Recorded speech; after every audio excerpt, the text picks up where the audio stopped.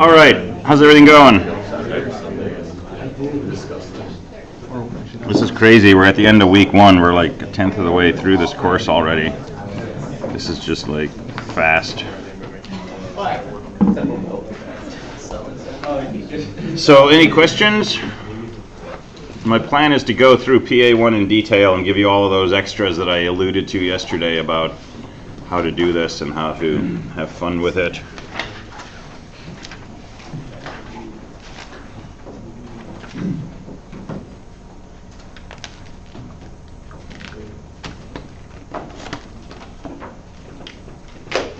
All right, so you know the basic setup, right? It's a fraction class.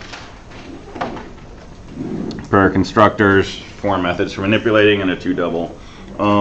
So what do you need in your class? You need to remember what the numerator and the denominator are, right? So, and those are integers. And you can call them what you like, but I'm just going to call them top and bottom for now.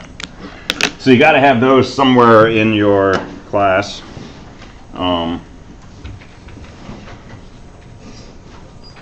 So first suggestion, life is going to be a lot easier if you always keep your fraction in reduced form, as opposed to reducing when you print or when you try to do an addition or something like that. If you fix in your mind the mandate that my fraction will always be in reduced form, it will simplify a lot of your code. Otherwise, you're constantly calling your reduce code and you forget to do it in one spot and things will blow up and so on. So I would suggest just deciding with yourself that you're always going to keep this in reduced form. And here's one way that I can test that. If I take 1/2 and I multiply by 2 over 1, and I do that 10,000 times, and you're not reducing as you go, your top is going to end up being 2 to the 10,000th, and your bottom is going to be 2 to the 10,000th, and you're going to blow up long before the end of my loop. But in practice, as soon as you do 1/2, you multiply by 2 over 1, your top and bottom should both become 1 again. And then it'll become 1/2, and then it'll become 1 over 1, and so on. And so if you're reducing as you go, right, I can do this and not worry about your code blowing up. And this should be totally valid, right? I should be able to keep multiplying 1/2 by 2 and just ending up with either 1/2 or 1. If you don't reduce until you get something like 2 string, right, then this is going to blow up really quickly. So that's sort of edict 1. Make sure that you reduce. Make sure it's always reduced. Okay? So when might the value of your fraction change? When you construct. Right, because I might say, give me a fraction that's 125 over 50, and right there you got to call your reduce function. When you add, subtract, multiply, or divide, that can change the value of a fraction, so again you might have to reduce, and that's really it. Right? 2 string doesn't change the value of anything. 2 double doesn't change the value of anything. Get numerator, get denominator has no effect. So it's really just when you construct your fraction and when you do these operations that you need to make sure you're in simplest form. Yes? In reduced form, such as we have number 6, it's a single integer, but in fraction form it contains top and bottom, so we return as fraction. So how can we make a function return both data type, integer and fraction at the same time? These functions, add, sub, multiply, divide, always return a fraction. What about if only a single number 4? Then it's a fraction 4 over 1. Okay, so then we just need to keep the 4 part. The 1 we not printed out. So let's talk about this, right? First of all, we never print anything, okay? We sometimes take your fraction and create a string that looks like the fraction. That's what the toString method does, right? And it returns the string to the caller. But it doesn't change anything inside your class. It doesn't change the top or the bottom. So if you have if someone constructs the fraction 4 comma 1, or maybe just 4, right? I would set top equal to 4 and bottom equal to 1. And that's your fraction. It's in simplest form. There's no common factor other than 1. And you use that in add, subtract, multiply, divide, and so on and so forth. If somebody says fraction dot toString, right, give this to me as a string, I would look at this and I would say, okay, there's a 4, and I'd see the bottom is 1, so I would not say /1. I would just return a string containing the number 4. But if it was 4 and 3, then I would print out a 4. I'd return a 4 with a slash followed by a 3. But the toString is really just one little function. It has nothing to do with changing anything inside the fraction class.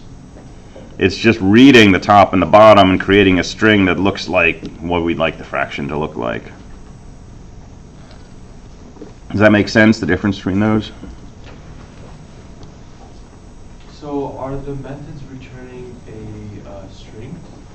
So most of these methods, the add method returns a fraction. Sub, multiply, divide, those all return fractions. ToDouble returns a double. Get numerator and get denominator return ints. ToString is the only one that returns a string. Okay. And the constructor always returns a fraction because it's a constructor for the fraction class. But you don't actually specify that it returns a fraction.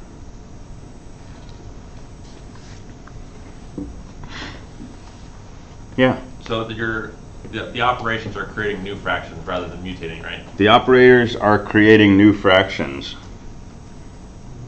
So when I have a fraction and I say add this other fraction to that fraction, that add method should ultimately return a new fraction, which means that add method is going to call the constructor, which means if I do my reduction to simplest form inside my constructor, I'm good to go. That's the only place I have to do it, as long as I use that constructor in my add, subtract, multiply, and divide. So back to reducing to simplest form, you really only need to do this one place in your whole class, and that's in the constructor. So in your test that you posted on that page 1, for a lot of them you have system out print line, and then you have plus C, just the C or something like that. So C is a fraction. C is a fraction. And it just prints out like that, or do you want us to? So for example, I say print line the string 9/2 plus C. So plus is string concatenation. So it says concatenate to this string, the string that corresponds to C. Well, C is a fraction, so it's going to call the toString method. And whatever toString returns, that's what's going to get concatenated to this string. Is it called toString because it knows it used to call toString? Yeah, it's kind of magic. When you use a plus sign for concatenation, it expects a string. And if you give it something that's not a string, it'll call the toString method. Gotcha, that makes sense.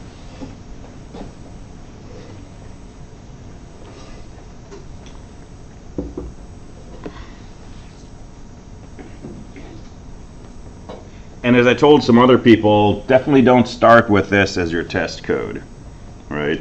Because this is like, you know, test program 400, right? It's sort of one of the final tests you can do to make sure everything's correct.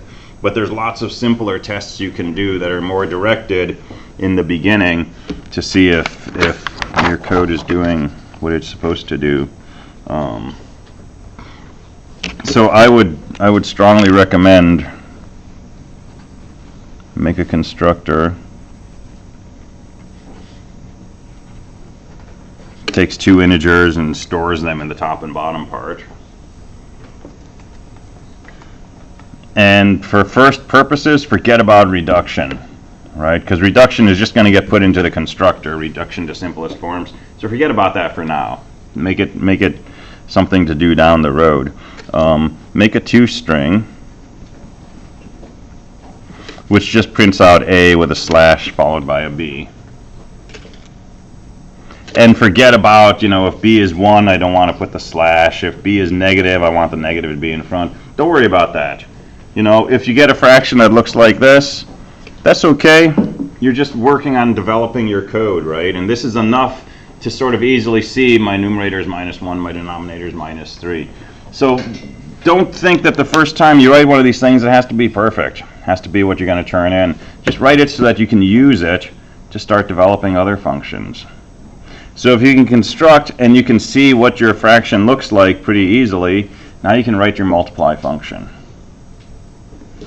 So make this mul method.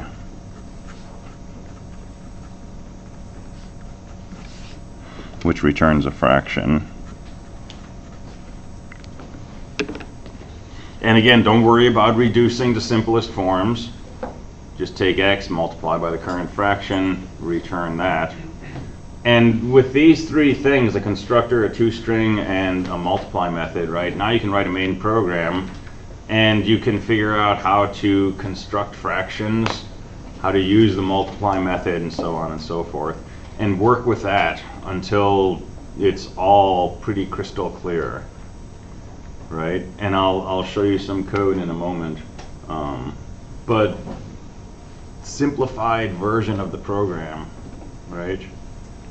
And once you understand this and you're pretty clear on it, well, writing division is no harder, right? It's like multiplication, but you flip things around. Addition and subtraction we'll go through in a minute, but it's just a little more complex.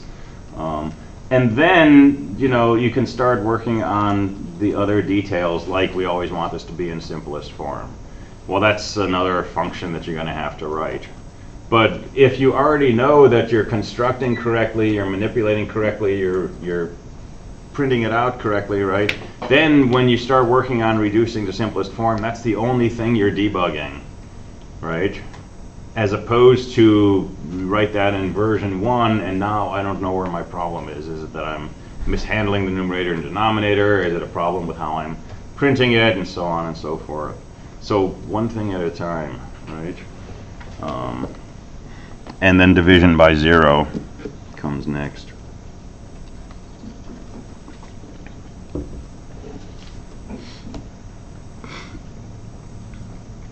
Okay, another comment I'll make up here. I recommend staying away from Eclipse, IDE, IntelliJ, NetBeans, all of that stuff. Work on the command line. Okay. The reason being that as we go through more and more sophisticated assignments, we're going to have to switch to using an IDE pretty soon, unless we really want to spend our lives typing in, you know, hundreds of lines of code that are always the same. But at this point, right, we can do this with VI, Java-C, Java. And if you don't do that, then when you get to the midterm and I'm asking you to write a class and you've never actually typed in class space blah blah blah or public static void main, right, you're not going to know how to do it because you don't have an IDE on the exams. So spend the extra pain, right, typing the stuff in, figuring it out by yourself. You get a syntax error, right, go back to your notes or documentation, figure out what the error is, instead of Eclipse where you just kind of point at it and it says, you know, you need a semicolon here, or you need to specify a variable type. So stay on the command line for this assignment.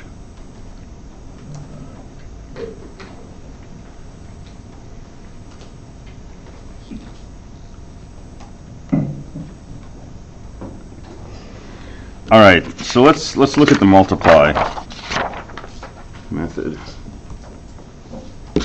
So we're inside our class.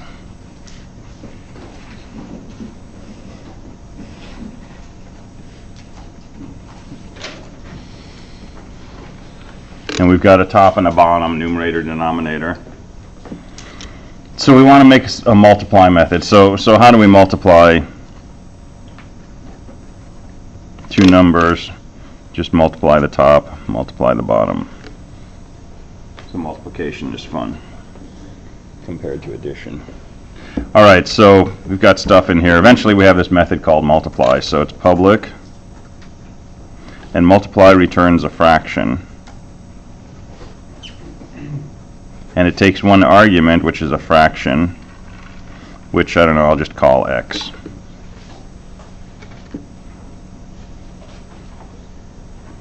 Okay, so we're multiplying two things. One of the things we're multiplying by is x. The other thing is this fraction, which is top over bottom.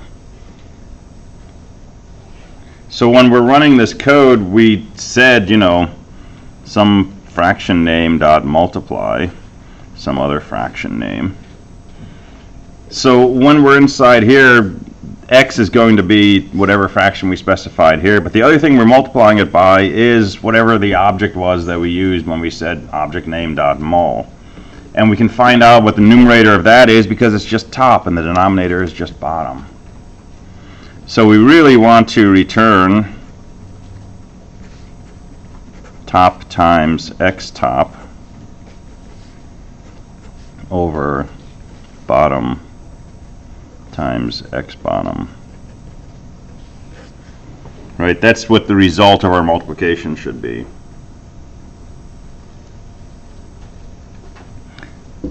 But we don't want to just return a integer divided by an integer or a double divided by an integer. We want to return a fraction. So let's just be explicit here. Let's say integer result top equals top times, well, I'd like to say x dot top, but these things are going to be private, so I don't have access to x dot top. But you're going to make a method called get numerator and get denominator. So I could multiply top by x dot get numerator.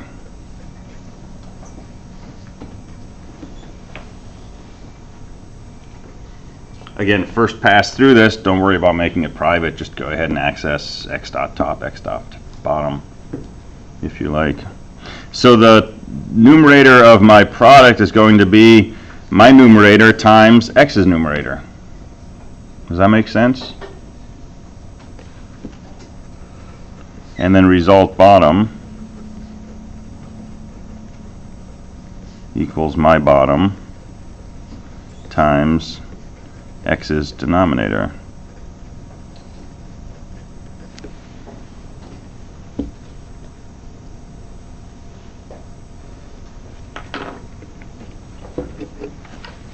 All right, well, now I know the numerator and denominator of the value that I should return. How do I turn it into a fraction?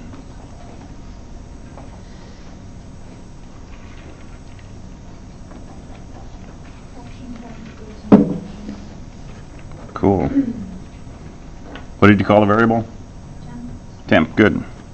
Fraction temp equals new fraction result top comma result bottom.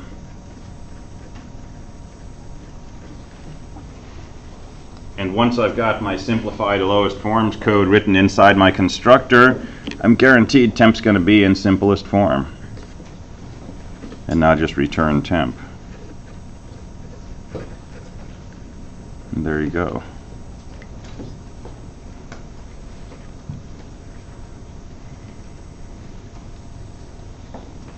So where were you saying that you would put the simplify? Inside your constructor. In the new? Yeah, so inside the thing that takes two integers or one integer and returns a fraction.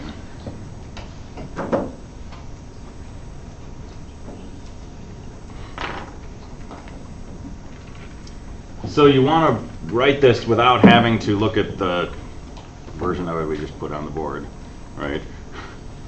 But once you can do this, right, you're in an object mindset. And the rest of it's going to be pretty much the same thing. Yeah, I'm not following along with the A dot multiply mul b. Do you go with that a little bit? This? Yeah. So to use this, so in your main program, you might do something like this. So here's my main. So I might say fraction A equals new fraction 2 comma 5.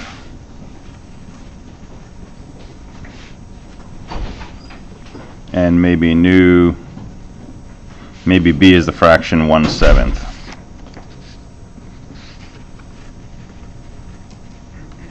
and then maybe c is equal to a multiplied by b.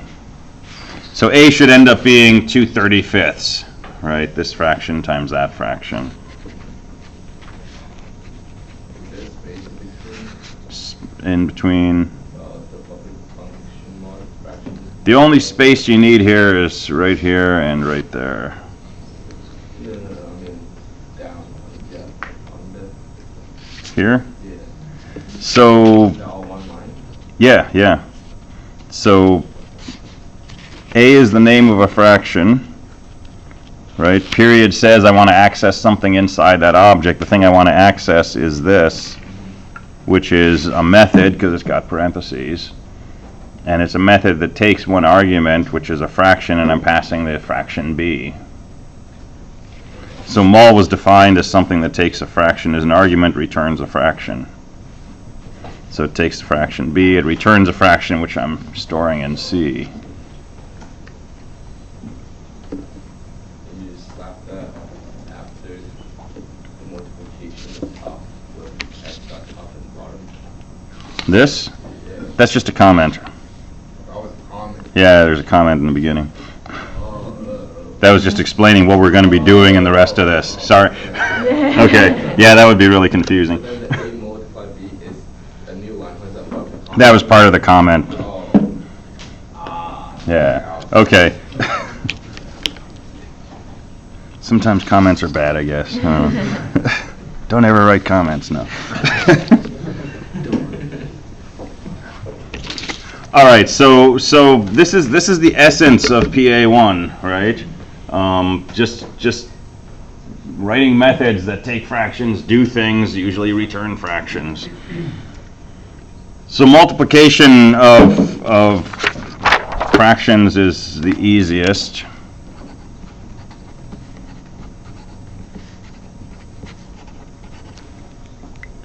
Division is only slightly harder, because you multiply by the reciprocal. So it's a times d over b times c. Addition is a pain. So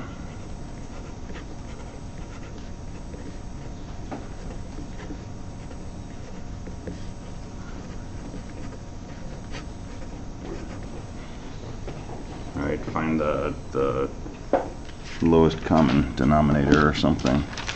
So multiply by 1, but then you can combine the tops and have the common denominator, b times d.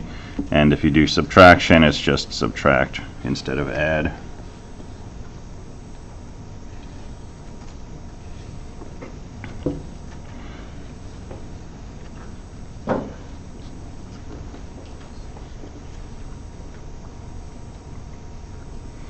Get denominator and get numerator, those are just accessors. They're one line each. Get num just returns whatever your numerator variable is. So do you want us to make the initial into denominator private? Ultimately, they need to be private, yes, Okay. for reasons that we'll see shortly. But for example, someone might come in and set the numerator to 125 and the denominator to 50, and your code is always assuming things are in reduced form. So when you convert to a string, you're probably not calling reduced. You're assuming it's already reduced. Well, if someone comes in from outside and sets those things by just saying a.numerator equals 125, there's nothing that's going to cause your reduced code to get called. So you don't want them tinkering with that. Gotcha. Yeah. So the spec says that we should keep track of when the number is undefined. Mm-hmm. Should that be a flag inside of the object, or should we check inside the function whether or not to return a real value? Okay, so we can talk about division by zero now. And either of those are appropriate. So if you have anything over 0, we're going to say that's undefined. So you have a few options. The simplest one probably is set a flag. So have another field in your class, right? And so Booleans are a thing in Java.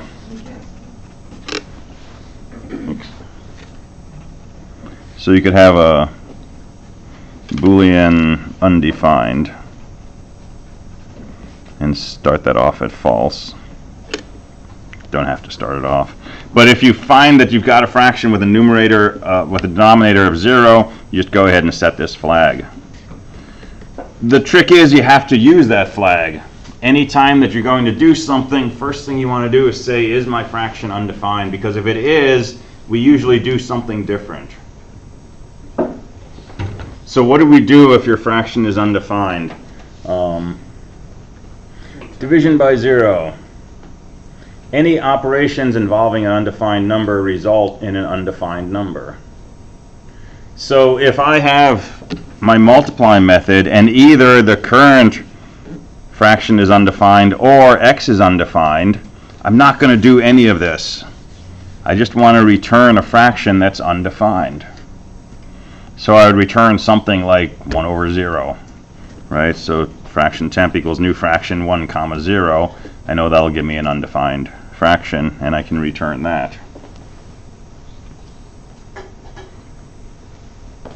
In the toString method, if I have an undefined number, I should return the 3 letters NaN with a little a in the middle. It means not a number. So in toString, we're going to do various things, but before we do anything, we're going to check this undefined flag. If our number is undefined, I'm just going to return NaN, and I'm done. In toDouble, which we haven't gone through yet, but that converts your fraction to a double, we're going to basically take the top and bottom, turn them into doubles, divide, and return that quotient as a double. But before we do that, we're going to check to see if the fraction is undefined, and if it is, we're going to return this thing up here, uppercase double dot NaN. And that's actually a double number. If you have a variable x that's declared to be a double, you can set x equal to that. And it'll be this thing that's not a number. Yeah? So does this mean we need a function to tell us whether or not a fraction is not a number or undefined? You need a way to do it, but it's easy to detect that it's undefined. It just means the denominator is 0. But if you have a flag, right, then any time that you find that your denominator is 0, you just go ahead and set that flag. And you use that flag to stop from ever working with the top and bottom after that. So what would be the benefit of having a flag rather than just checking if the denominator is 0? See, I've always told people just check if the denominator is 0. But you can get into problems. For example, suppose that your fraction is, 2 over 0. Well, if I multiply this a bunch of times, some people will multiply the top and multiply the bottom and then check to see if the bottom is 0. And it is, but they'll end up with 4 over 0, and then they'll end up with 8 over 0, and eventually it'll blow up. And so then they'll try to reduce it to simplest forms, and you try to feed these into Euclid's algorithm, and other things blow up. And so it seems to be prone to confusion. When I wrote this, I just said if my number is undefined, I'm going to set the top to 1 and the bottom to 0. That was my flag. Okay, and if that works for you, that's great. If you prefer to have a separate flag that just says this is undefined, that works great too. So your choice. So when you just said you would set the top to bottom, the top to 1 and the bottom to 0, does that mean any undefined number reduces to 1 over 0? Doesn't have to, because if you're printing it with toString, if you're turning it into a string, you're not going to see 1/0. You're going to see NaN. If you convert it to a double, you're not going to convert it to 1 over 0. You're going to convert it to NaN. It was just the way that I chose to represent undefined things. I just said, okay, I'm just going to make it 1 over 0. But it was really just a flag, and I think using an explicit flag is potentially less confusing. Does that make sense? Okay. Yeah? So if you fed a fraction that was undefined, say, into the division thing, would it return fraction 1 over 0? Or It should return a fraction which is undefined. So like, are you guys saying like if you have like 1/2 times like 2 over 0, that kind of thing? That's a good question. I know what I want. I don't know if I actually say it in here.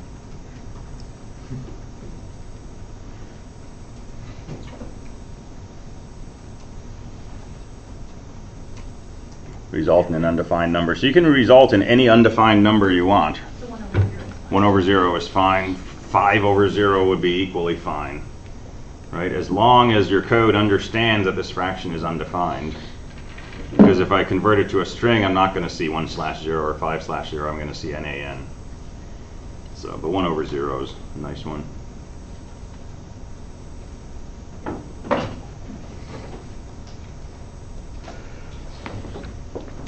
All right, and the whole division by 0 thing is probably one of the subtlest, potentially trickiest parts of the whole thing, just because it I don't know why, but it is.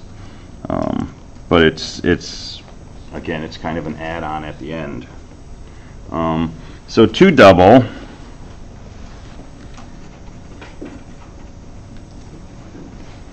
takes no arguments, it returns a double.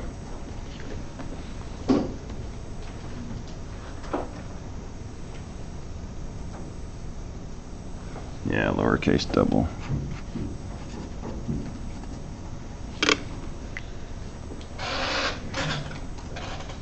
So how do you convert your fraction to a double? So take your top, which is an integer, cast it as a double. So casting in C, casting in Java, you put a type of variable in parentheses, and the compiler will do its best to convert this variable to that type. So integers convert to doubles pretty easily. So this will convert top to a double. And then we can do the same thing with the bottom. So that converts bottom to a double, and then we just divide them. And basically just return that. But you gotta be careful that it's not undefined. So if our fraction is undefined, we want to return no quotes, just this thing, double.nan. Otherwise, return something like that.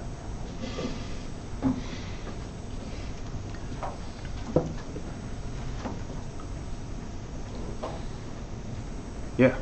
Should we worry about you trying to break our reduction? Yeah. With the irrationals? With irrationals. If we're doing the Euclid's algorithm and you put in like 2 square root 2, wouldn't that just blow up? Your top and bottom are always going to be integers. Okay. So I can't do that. All right. But I could be mean and ask you to convert a double to a fraction. So what would double.nan be equal to? It's just equal to double.nan. So let's do a sidebar here. So my double has a lowercase d on it, right? When you say integer x, int has a lowercase I. I've said classes are always uppercase and everything is a class. There are a few exceptions. So the system knows about doubles and integers and booleans, and these things are like integers and doubles and booleans in C. They're lowercase in the beginning. You can think of it as just basically a variable type, even though it's actually a class. But if we didn't have this, we would have to say something like integer x equals new integer 10. Instead of just integer int x equals 10, right? This is a pain. Nobody would use Java if you had to do that. So we can say int x equals 10. And it understands this is what we mean. But there are classes called integer and double and boolean and all these other things. So let's pop into there.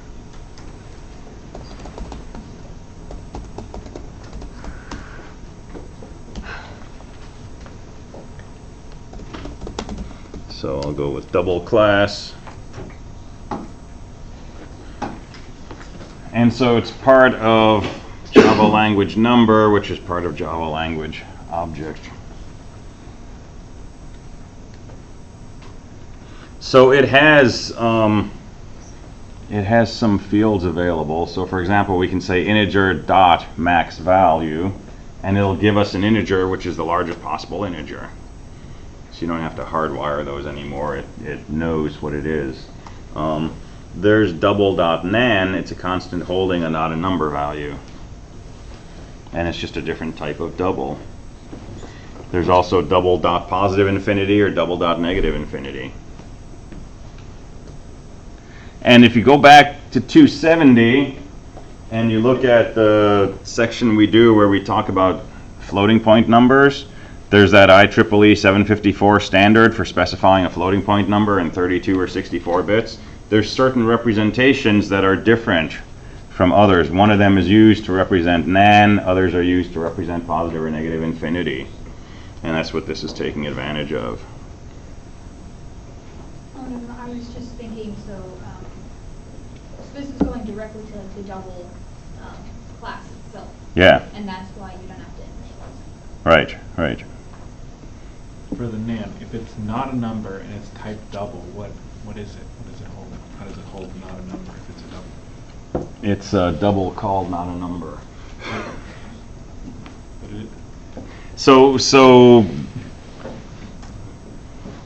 when you look at this thing, there's a sign bit, there's an exponent, and then there's a mantissa. And there's all these rules for what we have to do, for what we expect to have be in certain fields, right? And if you go through the rules for how you take an actual double number and represent it in this, there's some bit combinations that don't match that rule, right? And those are used to represent these other special cases like infinity or not a number. Okay. And so it's still a string of 64 bits, but if you tried to convert it to a double using the standard algorithm, you'd get something weird. Okay. And some other languages have this also. SAS, actually, back from the 60s, had a way to represent not a number, which is handy. All right, and while we're in here, double has other things like is infinite, is nan, and so on and so forth. All right.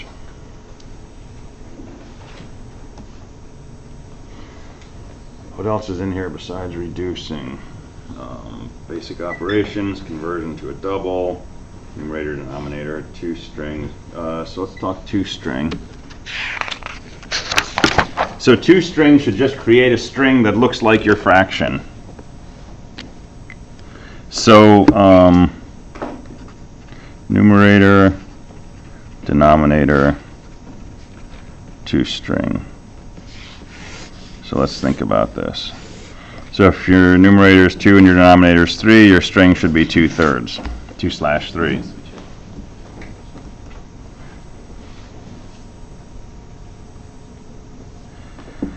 If your numerator is 2 and your denominator is 1, your string should just be 2.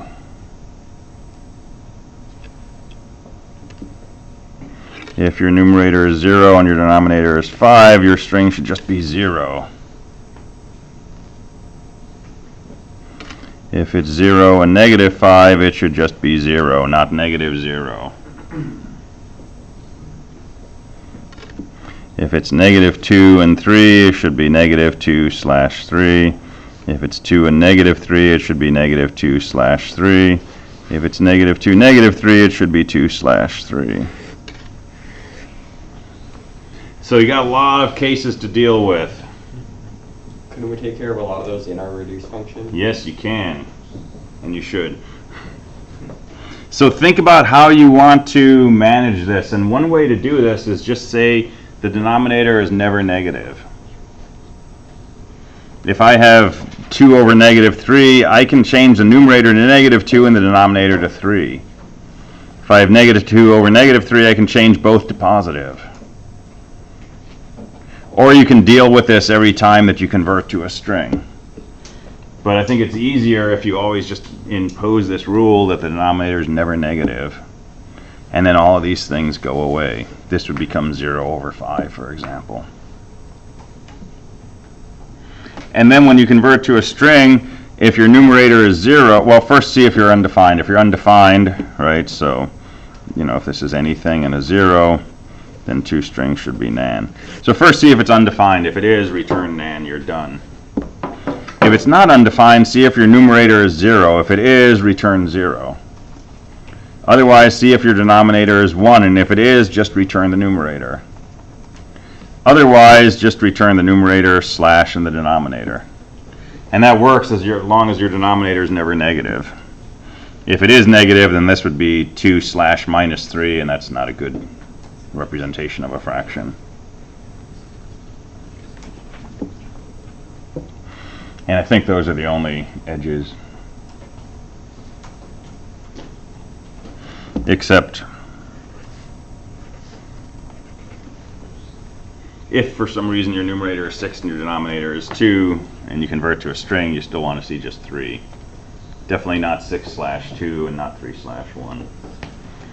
But if you follow the edict that you're always in simplest form, you'd never have a numerator of 6 and a denominator of 2.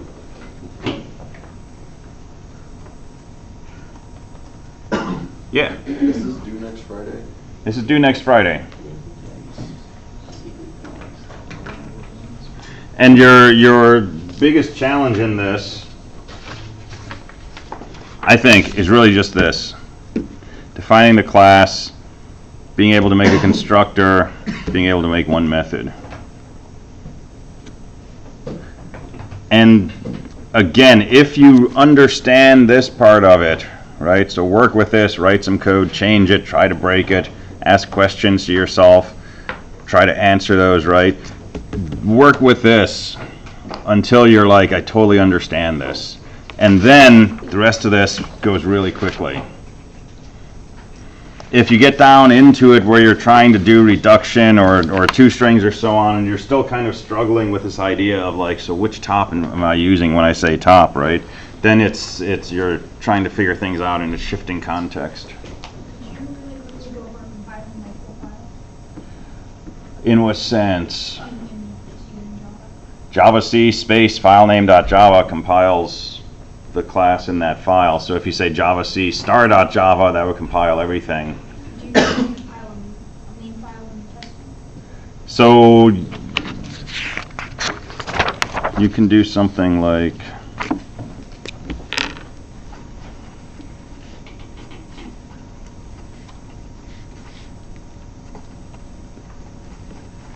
you might have a main program that makes some fractions and does your tests and such, right? And this would be in a file called main.java. And over here you've got a file called fraction.java.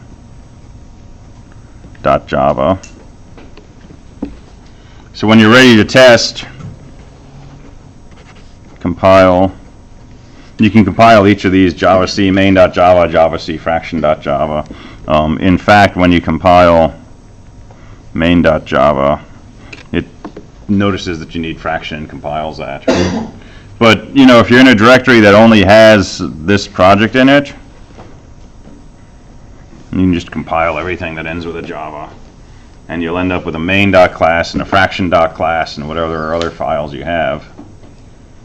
And then you run it by just saying Java main. Does that address your question? Okay.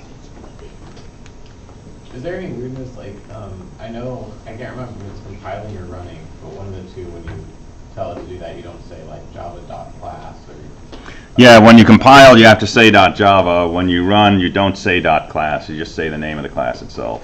But it's always checking for a .class, so do we have to worry about any weirdness with similar names but different file types when running that? The only thing in here should really be .java and .class. Okay. And it'll always look for a .class file. When you say Java main, it'll look for main.class. Yeah, because I was just worried about, like, if you have small testing ones that aren't related to a bigger project in a directory. So go with different directories. Yeah. Right? Get into the habit of making a good directory structure. And for now, you got a fraction class, you can just copy that fraction.java file into your next test directory and use it there. These are relatively small. But make sure that whatever directory you're in just has the stuff for whatever program you're trying to develop right then. You have to call it main class. I know you have to have like, the private static void main as your function, but you have to call the class main. No, you could call this haha. And this would have to be in a haha.java though, and then when you run it, you have to say Java haha. But it can be anything you want. It's just public static void main, the method. All right, so we didn't get to talking about Euclid's algorithm, but you shouldn't need that right away. And we'll go through that on Monday, or you can shoot questions on Canvas. All right, have a good weekend. I will see you Monday.